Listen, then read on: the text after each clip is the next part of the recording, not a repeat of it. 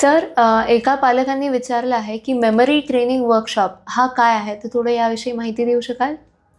Memory training वर्कशॉपचे 4 भाग आहेत. याच्यामधला पहिला भाग जो आहे, तो विद्यार्थ्यांनी काय काय गोष्टी लक्षात ठेवायच्यात, कशा लक्षात ठेवायच्या त्याच्याविषयीचा आहे. दुसरा जो भाग आहे, तो आहे की ह्या लक्षात ठेवण्यासाठी कुठल्या कुठल्या टेक्निक वापरायच्या. तिसऱ्या भागामध्ये आम्ही विद्यार्थ्याला शिकवतो की एक्झामला मास्टर कसं करायचं आणि चांगला स्कोअर कसा करायचा, पॅटर्न वगैरे लक्षात घेऊन. आणि चौथा जो भाग आहे, त्याच्यामध्ये एका विद्यार्थ्याचा सक्सेससाठी माइंडसेट कसा असला पाहिजे. तर वन बाय वन मी तुम्हाला सांगतो.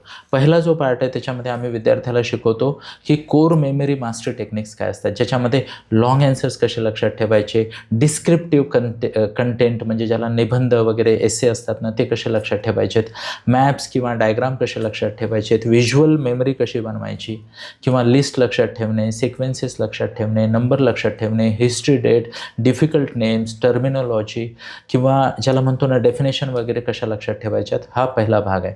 यानंतरच्या दुसऱ्या भागामध्ये आम्ही विद्यार्थ्यांना स्मार्ट स्टडी आणि एक्झाम सक्सेस स्किल शिकवतो. याच्यामध्ये एक्झामला ओळखायचं कसं, त्याचा पॅटर्न कसा समजून घ्यायचा, त्याच्यामध्ये सक्सेसची काय स्ट्रॅटर्जी असली पाहिजे, सब्जेक्टचं प्लॅनिंग कसं करायचं, टाईम मॅनेजमेंट कसं करायचं, गोल सेटिंग, व्हिजन बोर्ड कसा बनवायचा आणि लाँग टर्म रिकॉल सिस्टीम कशी एस्टॅब्लिश करायची, हा दुसरा पार्ट आहे. तिसऱ्या पार्टमध्ये आम्ही विद्यार्थ्यांना शिकवतो आणि ती गोष्ट म्हणजे की ॲडव्हान्स मेमरी टेक्निक, जसं की न्यूमोनिक्सचा वापर कसा करायचा किंवा फाइंडिंग अननोन नावाची अमेझिंग टेक्निक आहे, वर्ड असोसिएशन टेक्निक आहे, स्टोरी बिल्डिंग टेक्निक आहे, व्हिज्युअल मेमरी टेक्निक एक अमेझिंग टेक्निक आहे, exam recall trigger system amazing आहे, एक्झाममध्ये कशा पद्धतीनं तुम्ही गोष्टी रिकॉल करू शकता.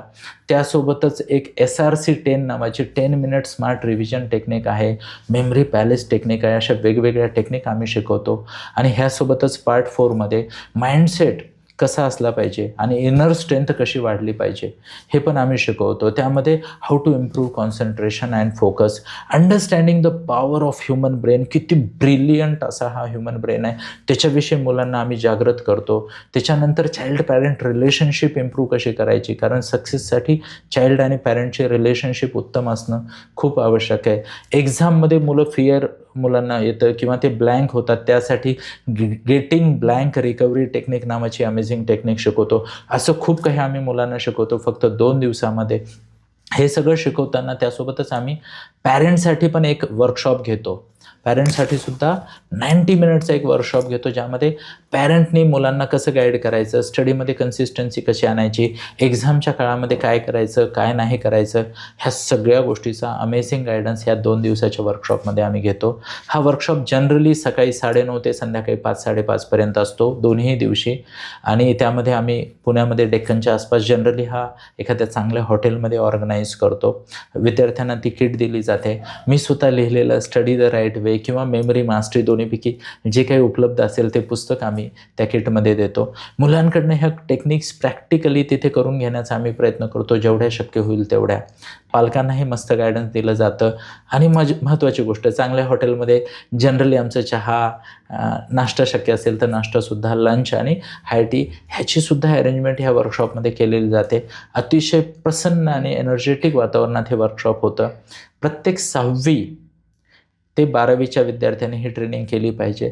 असे विद्यार्थी ज्यांचा अभ्यासात संघर्ष होतो आहे, ज्यांना खूप अभ्यास करूनही मार्क कमी पडत आहेत, अभ्यास केलेलं विसरत आहे, लक्षात राहत नाही आहे, किंवा ज्यांना भविष्यामध्ये नीट, JEE, CET किंवा IP, मॅट, क्लॅट, CUT अशी एखादी मोठी एक्झाम द्यायची, UPSC, MPSC सारखी एक्झाम द्यायची, त्यांनी मेमरी ट्रेनिंग वर्कशॉप करणे खूप आवश्यक आहे असं मला वाटतं. थँक्यू. जय श्री कृष्ण.